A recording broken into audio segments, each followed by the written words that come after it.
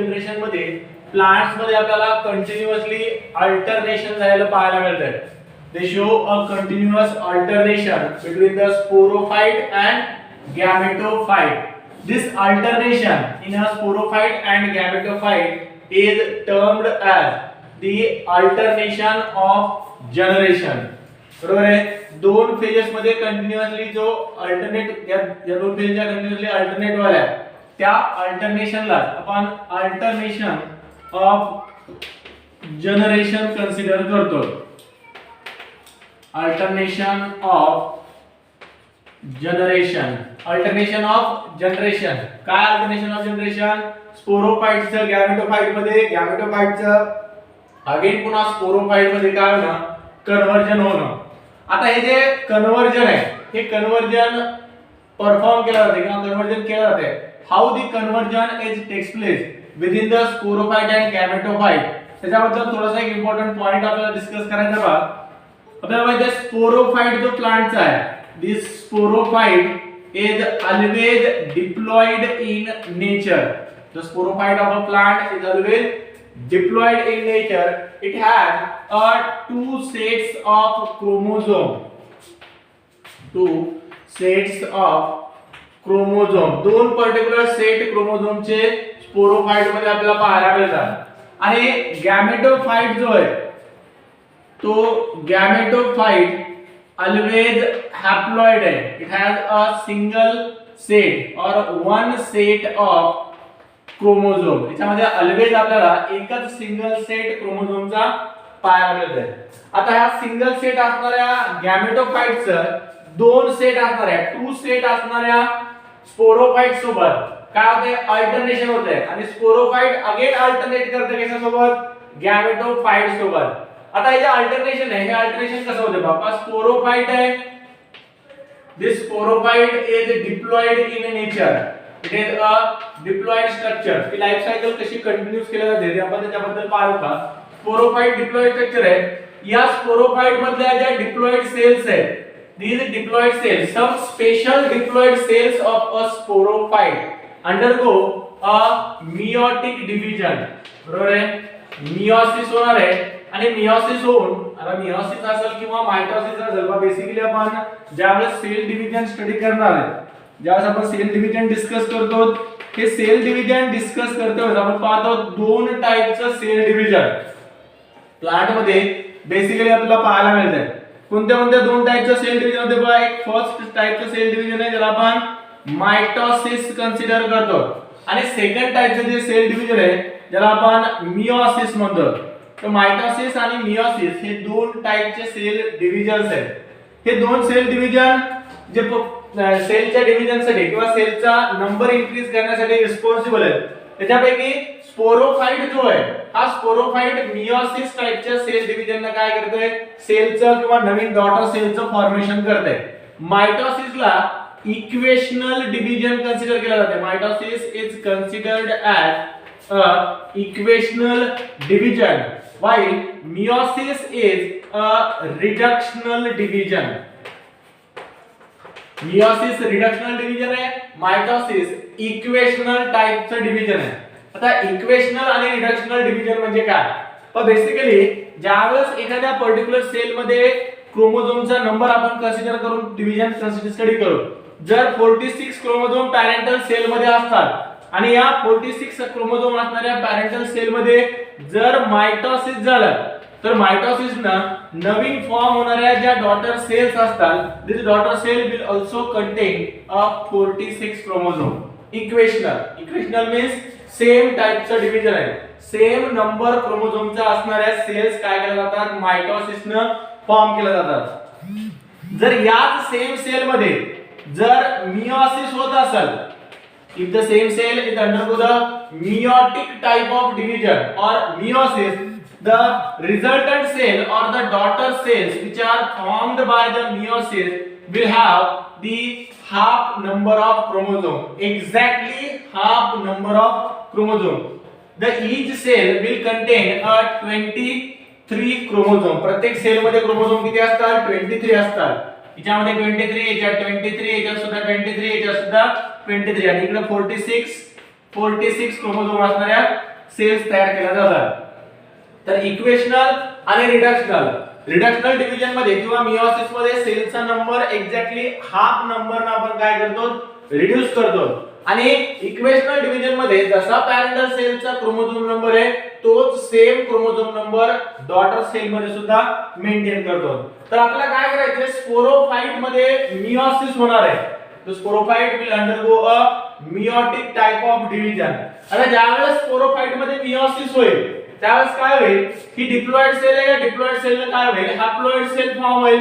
बरोबर आहे. इथे पॅरेंटल सेल डिप्लॉइड होती तर नवीन फॉर्म होणारी जी सेल आहे ती सेल कशी असेल हॅप्लॉइड सेल असेल. बरोबर आहे. एक हॅप्लॉइड सेल तयार झाली. आता या हॅप्लॉइड सेल मध्ये पुन्हा अगेन मायटोसिस होणार आहे. This cell will undergo again a mitosis. आता मायटोसिस इक्वेशनल डिव्हिजन आहे. इक्वेशनल डिव्हिजन म्हणजे काय होईल या हॅप्लॉइड सेल पासून पुन्हा अगेन हॅप्लॉइड सेल्स काय होतात तयार होतात. मल्टिपल नंबर मध्ये सेल्स. रिपीटेड मायटोटिक डिव्हिजन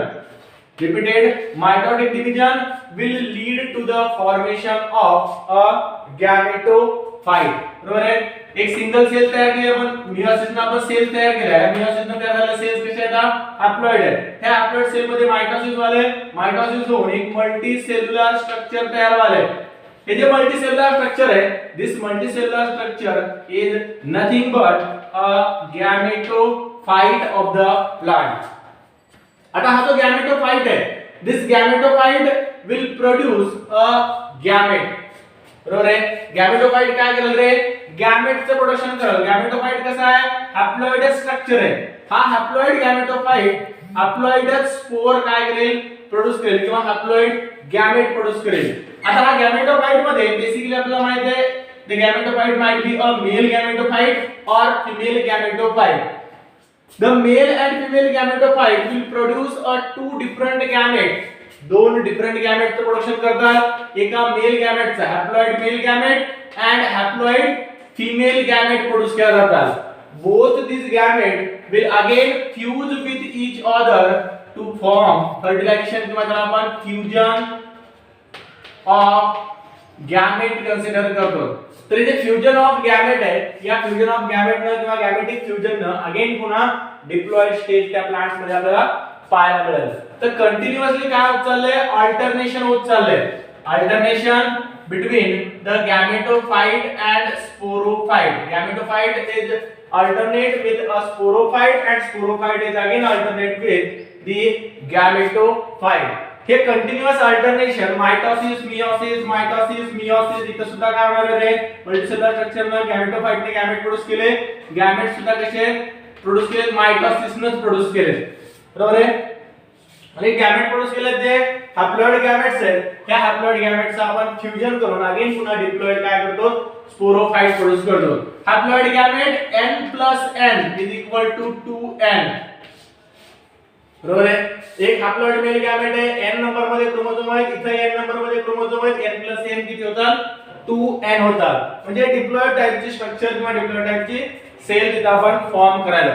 तर ही जनरल आयडिया आहे प्लांट्स मधल्या लाईफ सायकलची.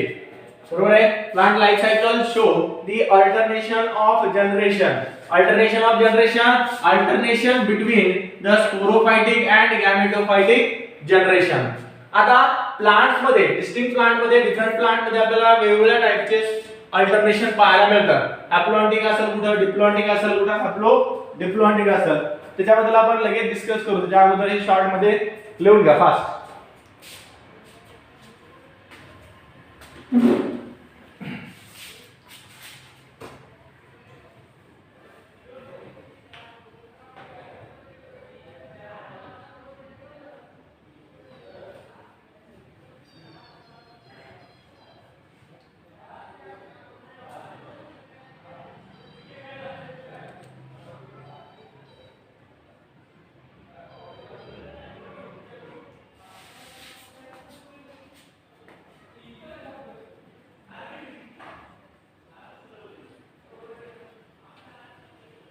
झालंय.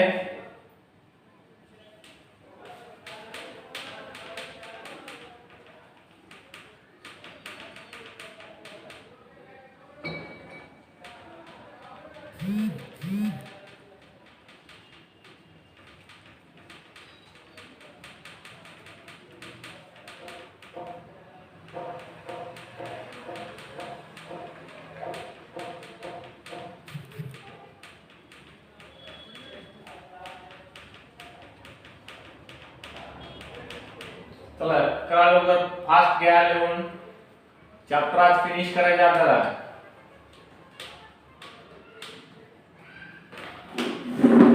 चला करू वाईप करू मोडू करे. ओके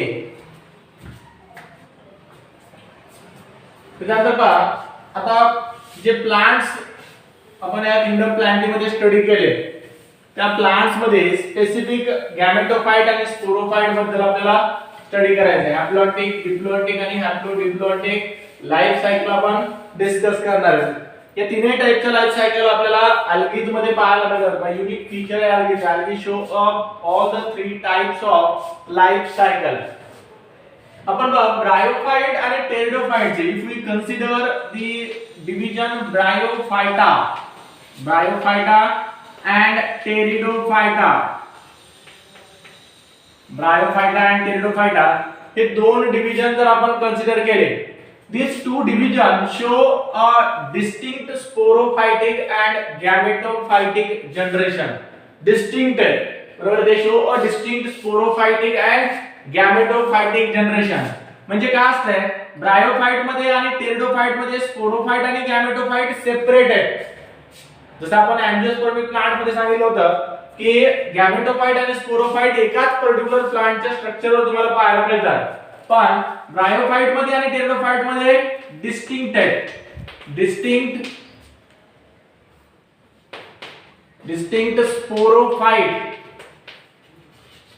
स्पोरोफाइट अँड गॅमेटोफाइट, दोन्ही त्याच्यामध्ये काय डिस्टिंक्ट टाइपचे स्ट्रक्चर्स आहेत. स्पोरोफाइट डिफरंट आहे, गॅमेटोफाइट डिफरंट आहे, बरोबर आहे. जनरली स्पोरोफाइट आणि गॅमेटोफाइट आपण सांगतो डिपेंडेंट असतात एकमेकांवर. आयदर स्पोरोफाइट गॅमेटोफाइट वर डिपेंड असते किंवा गॅमेटोफाइट स्पोरोफाइट वर डिपेंड आहे, पण दोन्ही स्ट्रक्चर या ब्रायोफाइट आणि टेरिडोफाइट मध्ये वेगवेगळे सेपरेट आहेत. दोन्ही फंक्शन, गॅमेटचं प्रोडक्शन आणि स्पोरचं प्रोडक्शन करणारे स्ट्रक्चर एकाच सिंगल प्लांट बॉडीवर आपल्याला पाहायला मिळत नाही. काय होतं ब्रायोफाइट मध्ये जर आपण पाहिलं तर ब्रायोफाइट मध्ये gametophyte is dominant over the sporophyte. In case of Bryophyta, gametophyte is dominant. It's dominant over the sporophyte. While in case of pteridophyte, जर आपण टेरिडोफाइटच्या बाबतीत कन्सिडर केलं तर टेरिडोफाइट मध्ये sporophyte is dominant over the gametophyte. Sporophyte dominant आहे. लक्षात, दोन्ही particular plants मध्ये दोन वेगवेगळे फीचर, दोन डिस्टिंक्ट फीचर्स किंवा स्ट्रक्चर्स आपल्याला पाहायला मिळाले. युनिक पिक्युलॅरिटी आहे त्यांची. एकामध्ये गॅमेटोफाइट डॉमिनंट आहे, एकामध्ये स्पोरोफाइट डॉमिनंट आहे. गॅमेटोफाइट आयदर तो ब्रायोफाइटचा असेल किंवा कोणत्याही प्लांटचा असेल, it is always haploid, while sporophyte is always diploid in nature. त्याच्यानंतर पहा, जर आपण अल्गीच्या बाबतीत जर पाहिलं तर अल्गी मध्ये लाईफ सायकल थोडीशी युनिक आहे. In case of algae, which structure is dominant? Which structure is dominant म्हणजे कोणती particular phase, either sporophyte dominant आहे की गॅमेटोफाइट डॉमिनंट आहे. या डॉमिनंट स्ट्रक्चरच्या बेसिसवर अल्गीची जी लाईफ सायकल आहे, या अल्गीच्या लाईफ सायकलला आपल्याला तीन बेसिक कॅटेगरीज मध्ये, तीन बेसिक टाइप मध्ये काय करता येते, डिवाइड करता येते. Algae either show a haplontic or it show a diplontic or it may show a haplodiplotic life cycle. म्हणजे पहा अल्गीज तीनही टाइपच्या लाईफ सायकल काय करायल्यात, exhibit करायल्यात. they might show a haplontic, diplontic or haplodiplotic life cycle. haplontic, diplontic आणि haplodiplotic basically mitosis कोणत्या structure मध्ये, either diploid structure मध्ये की haploid structure मध्ये मायटोसिस व्हायला. या मायटोसिसच्या डिव्हिजनच्या बेसिसवर आपण त्याला लाईफ सायकल मध्ये या तीन कॅटेगरी मध्ये डिवाइड करू शकतो, बरोबर आहे. अल्गीज मध्ये तीन आहे. त्याच्यानंतर अँजिओस्पर्मिक प्लांट्स मध्ये सुद्धा आपल्याला या तीनही टाइपच्या लाईफ सायकल पाहायला मिळू शकतात. अँजिओस्पर्म मे आल्सो शो अ हॅप्लॉन्टिक, डिप्लॉन्टिक और हॅप्लोडिप्लॉन्टिक लाईफ सायकल. तिथे सुद्धा तीनही टाइपचे डिव्हिजन्स इझिली परफॉर्म केल्या जाऊ शकतात.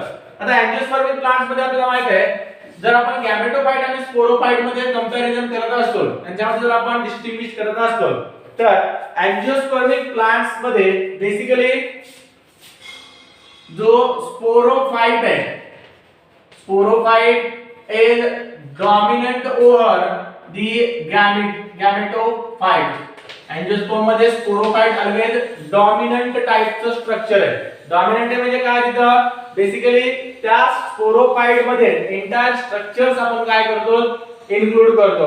म्हणजे आपण सांगतो स्पोरोफाइट जो आहे तो स्पोरोफाइट यांचा डिप्लॉइड स्ट्रक्चर आहे आणि हे डिप्लॉइड स्ट्रक्चर तिथे कम्प्लीटली डॉमिनंट टाइपचं आहे. डॉमिनंट जो स्पोरोफाइट आहे या डॉमिनंट स्पोरोफाइट वरच गॅमेटोफाइट एंजिओस्पर्म मध्ये प्रेझेंट आहे. Gametophyte is present within a sporophyte, बरोबर आहे, and it is much reduced than the sporophyte. Comparison लक्षात घ्या. स्पोरोफाइट डॉमिनंट टाइपचं स्ट्रक्चर आहे आणि याच सेम स्पोरोफाइट मध्ये गॅमेटोफाइट प्रेझेंट आहे. विदिन द स्पोरोफाइट हा गॅमेटोफाइट प्रेझेंट आहे आणि मच रिड्यूस्ड टाइपचा आहे. मच रिड्यूस्ड आहे म्हणजे त्याची साइज जर आपण पाहिली तर साइज ना तो टू मच स्मॉलर आहे compare to the sporophyte. Sporophyte larger structure आहे. या लार्जर स्ट्रक्चर मध्ये आपण या दोन्ही स्ट्रक्चर मध्ये जर कंपॅरिझन करत असतो गॅमेटोफाइट आणि स्पोरोफाइट मध्ये तर स्ट्रक्चर गॅमेटोफाइटचं खूप स्मॉलर आहे, बरोबर आहे. आणि गॅमेटोफाइट इथे सुद्धा ऑलवेज कसं असेल हॅप्लॉइड असेल. आता याच्या तीन फेजेस आहेत किंवा तीन टाइपचे ज्या लाईफ सायकल्स आहेत. कोणत्या कोणत्या तीन टाइपच्या लाईफ सायकल आहेत रे? हॅप्लॉन्टिक, त्याच्यानंतर डिप्लॉन्टिक आणि हॅप्लोडिप्लॉन्टिक लाईफ सायकल. या तीन लाईफ सायकल मध्ये पहा हॅप्लॉन्टिक लाईफ सायकल म्हणजे नेमकं काय? Haplontic life cycle. In case of haplontic life cycle, the mitosis will occur in a haploid cell. Haploid cell मध्येच मायटोसिस होणार आहे, बरोबर आहे. म्हणजे कुठे मायटोसिस होणार आहे तर पहा the mitosis will occur in a haploid cell, that is a gametophyte.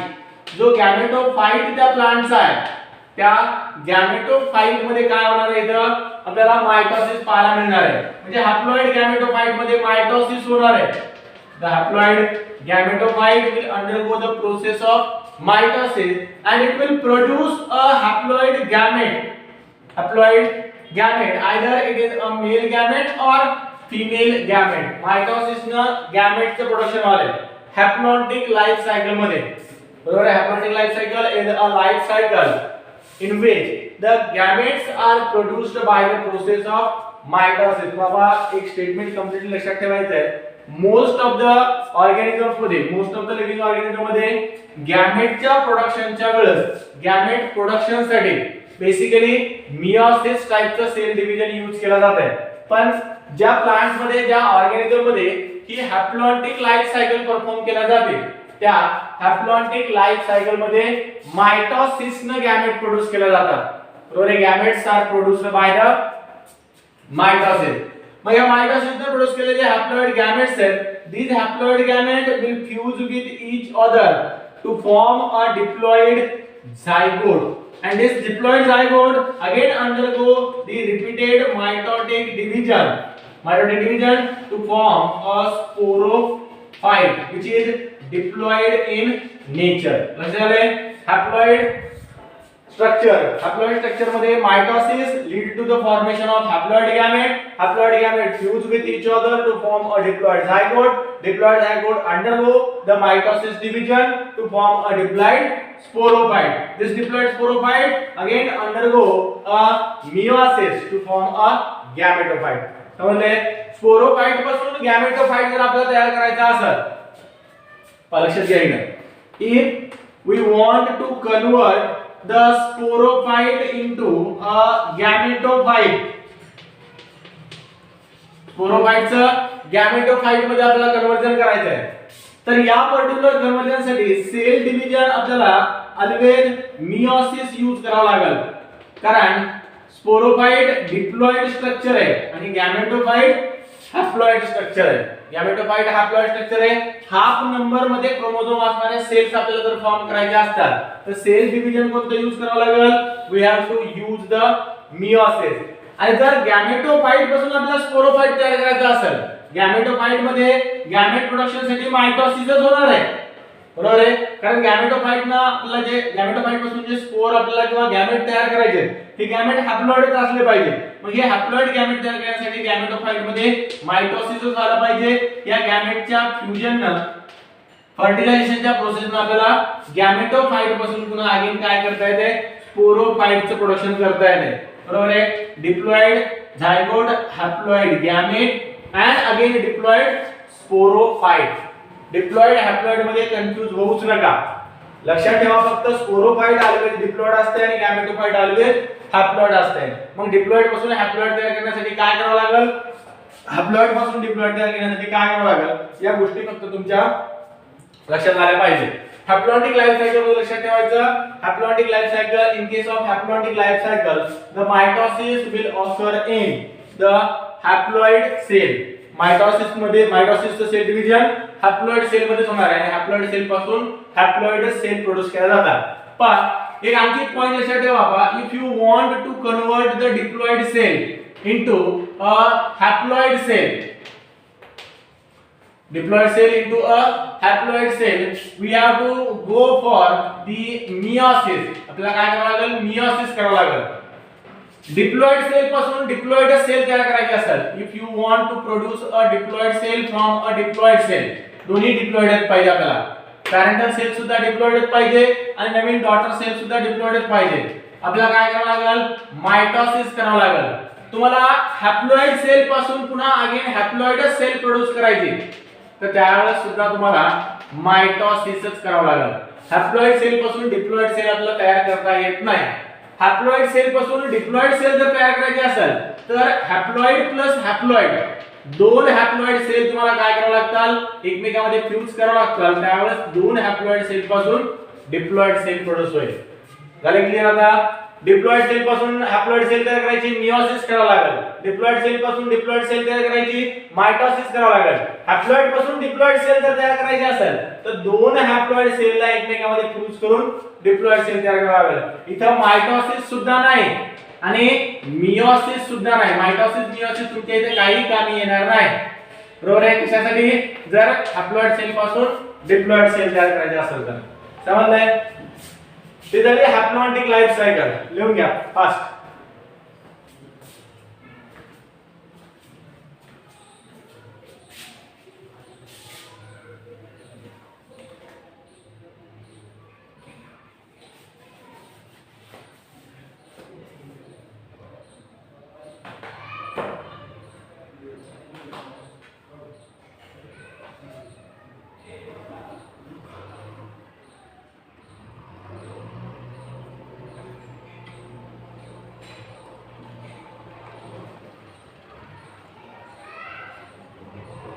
झाले?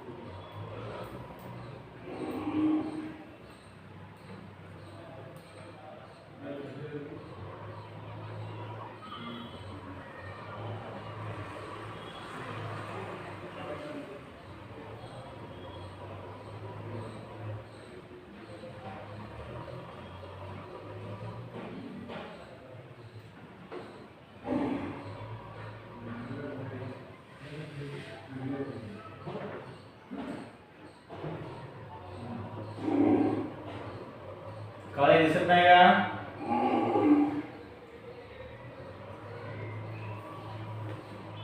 बर, कसं काय दिसत नाही रे? रेकॉर्डिंग पाठवलं जाणार तुम्हाला, व्हिडिओ पाठवला जाईल, नंतर पहा मग व्हिडिओ मध्ये.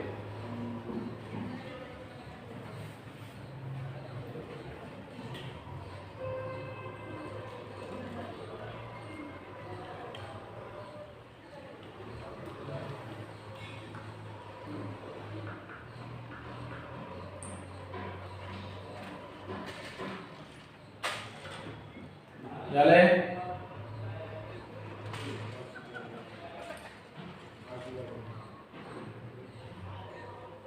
ओके अंजली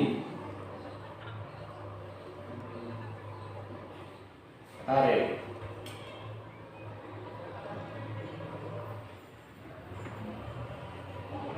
बड़ी चला मोड़ू करे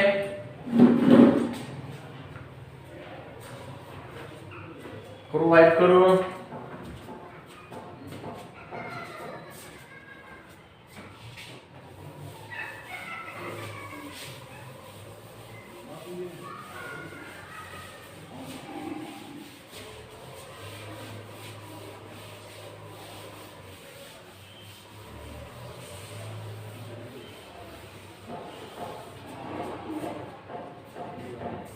त्यानंतर पहा डिप्लॉन्टिक लाइफ सायकल. आपण पहिली हार्मोनिक पाहिली, सेकंड आहे diplontic life cycle. Diplontic life cycle. In case of diplontic life cycle, mitosis occur in only a diploid cell. Diploid cells आहेत, या डिप्लॉइड सेल मध्येच फक्त काय होतंय मायटॉसिस आपल्याला पाहायला मिळतंय. आणि मायटॉसिसनं या डिप्लॉइड सेल पासून डिप्लॉइड सेलचं काय केलं जातंय प्रोडक्शन केलं जातंय. तर डिप्लॉन्टिक लाइफ सायकल बेसिकली दोन क्रोमोझोमचे सेट असणाऱ्या सेल्स मध्ये आपल्याला पाहायला मिळते. पूर्ण एंटायर लाइफ सायकल मध्ये फक्त only in a diploid cell, only diploid cell undergo the mitosis. Haploid cell मध्ये या पर्टिक्युलर प्लांट्स मध्ये किंवा या पर्टिक्युलर टाइपच्या ऑर्गॅनिझम्स मध्ये आपल्याला डिप्लॉइड मायटॉसिस पाहायला मिळत नाही. आता पहा डिप्लॉइड स्ट्रक्चर किंवा डिप्लॉइड सेल आपल्याला माहिती आहे ऑर्गॅनिझम मध्ये प्लांट्स जर आपण कन्सिडर केले तर स्पोरोफाइट ऑलवेज डिप्लॉइड आहे. या फक्त स्पोरोफाइट मध्येच काय होणार आहे मायटॉसिस होणार आहे.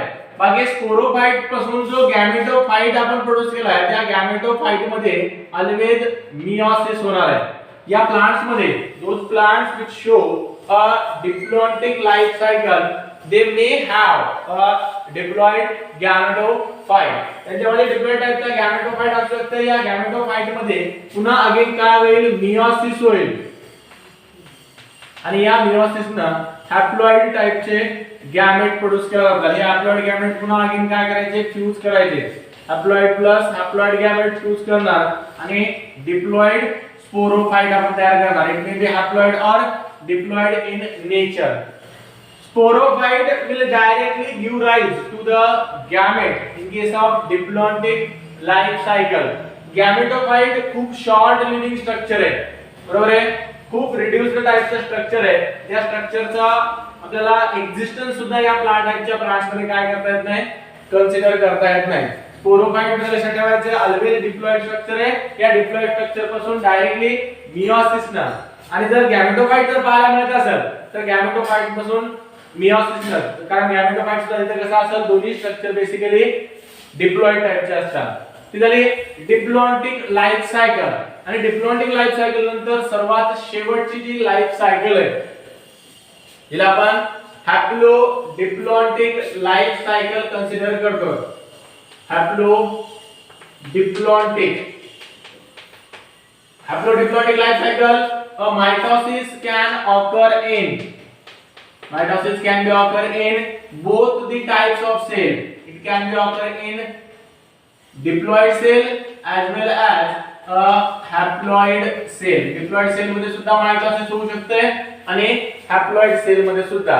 त्या पर्टिक्युलर गिवन कंडिशन नुसार कोणत्या टाइपच्या सेल्स आहेत, बरोबर आहे, कोणत्या टाइपच्या सेल्स आहेत आणि न्यूली फॉर्म ज्या सेल्स आहेत किंवा नवीन ज्या सेल्स आपल्याला फॉर्म करायच्या आहेत या आयदर हॅप्लॉइड सेल प्रोड्यूस करायच्या की डिप्लॉइड सेल प्रोड्यूस करायच्या या बेसिक पर्पज नुसार तिथं डिप्लॉइड किंवा हॅप्लॉइड सेल मध्ये काय होणार आहे मायटॉसिस होणार आहे. इक्वेशनल डिव्हिजन होणार आहे, बरोबर आहे. Mitosis can occur in both the types of cell, haploid as well as diploid cell. पण हॅप्लो डिप्लॉन्टिक लाइफ सायकल बद्दल ज्यावेळेस आपण डिस्कस करतो त्यावेळेस मला एक्झाम्पल यामध्ये इम्पॉर्टंट आहे पहा. एक्झाम्पल लक्षात ठेवायचे, कंपल्सरी हे एक्झाम्पल लक्षात ठेवा. कोणत्या प्लांट्स मध्ये कोणत्या टाइपची लाइफ सायकल आहे. Haploid plant, diploid plant, haplontic stage, diplontic stage या पर्टिक्युलर एक्झाम्पल बद्दल लक्षात ठेवायचं. फॉर एक्झाम्पल मध्ये वाटल्यास लिहून घ्या. In case of animals, animals show a diplontic life cycle. Animals मध्ये डिप्लॉन्टिक त्यानंतर हॅप्लॉन्टिक लाईफ सायकल सर्टन अल्गीज आणि फंजाय मध्ये. त्यानंतर हॅप्लोडिप्लॉन्टिक लँड प्लांट्स म्हणजे टेरेस्ट्रियल प्लांट्स आणि अल्गीज मध्ये आपल्याला हॅप्लोडिप्लॉन्टिक लाईफ सायकल पाहायला मिळते. पण एक्झाम्पल्स मध्ये हॅप्लॉन्टिक लाईफ सायकल किंवा सॉरी इनिशियली आपण डिप्लॉन्टिक लाईफ सायकलचे एक्झाम्पल लक्षात ठेवू. Diplontic life cycle is found in animals. तर ॲनिमल्स मध्ये आपल्याला माहिती आहे एंटायर ॲनिमल्स डिप्लॉइड नेचरचे असतात, डिप्लॉइड टाइपचे ऑर्गॅनिझम्स आहेत. ॲनिमल्स मध्ये डिप्लॉन्टिक लाईफ सायकल. त्यानंतर हॅप्लॉन्टिक लाईफ सायकल अल्गी आणि फंजाय मध्ये. Haplontic life cycle is found in some algae and fungi. fungi मध्ये. त्यानंतर थर्ड जी लाईफ सायकल आहे तिला आपण हॅप्लोडिप्लॉन्टिक लाईफ सायकल कन्सिडर करतो. ही हॅप्लोडिप्लॉन्टिक लाईफ सायकल आपल्याला टेरेस्ट्रियल प्लांट्स मध्ये and with terrestrial plants it is also found in algae. algae मध्ये आपल्याला तीनही टाइपची लाईफ सायकल पाहायला मिळते. हॅप्लॉन्टिक, डिप्लॉन्टिक आणि हॅप्लोडिप्लॉन्टिक सुद्धा. हे एक्झाम्पल इम्पॉर्टंट आहे, मस्ट आहे, इसेन्शियल आहे, लक्षात ठेवायचे, विसरायचे नाही. समजलंय? हॅप्लॉन्टिक लाईफ सायकल मध्ये झायगोटचं फॉर्मेशन फर्टिलायझेशन ना. After the fertilization, zygote undergo the mitosis. समजलंय? तर या तीन टाइपच्या लाईफ सायकल सोबत आपला third chapter we will complete a third chapter of our syllabus that is the kingdom planting. First unit आहे, त्या फर्स्ट युनिट मध्ये तीन चॅप्टर आपले कंप्लीट झालेत बघा. एकच चॅप्टर आपला राहिला आहे, त्याच्यासोबत आपला पहिला युनिट सुद्धा कंप्लीट होतो. म्हणजे टोटल 4 चॅप्टर आपले. चौथा चॅप्टर आपला उद्यापासून काय होईल, सुरुवात होईल. लक्षात खूप लार्जर युनिट आहे, खूप मोठा युनिट आहे. त्याच्यामधला एक चॅप्टर राहिला आपला आणखी ॲनिमल्स, प्राणी, किंगडम ॲनिमेलिया. तर किंगडम ॲनिमेलिया किंवा ॲनिमल किंगडम बद्दल आपण उद्याच्या लेक्चर मध्ये स्टडी करायला सुरुवात करू. त्यानंतर या सेम चॅप्टर वर आपल्याला एक एक्झाम द्यायची. एक्झाम असेल पुढच्या सॅटरडेला, नेक्स्ट सॅटरडे तुमचा, हा शनिवार जाऊन पुढच्या शनिवारी. तोपर्यंत चांगलं प्रिपरेशन करायचं या चॅप्टरचं, बरोबर आहे. व्यवस्थित प्रिपरेशन करून एक्झाम द्यायची. एक्झाम आपली एमसीक्यू टाइपचीच असेल. जोपर्यंत आपले ऑफलाईन क्लासेस सुरू होत नाही तोपर्यंत एमसीक्यू टाइपच्या एक्झाम असतात. ते चॅप्टर आज पण गुरुवारी झालाय आणि तुम्हाला एक्झाम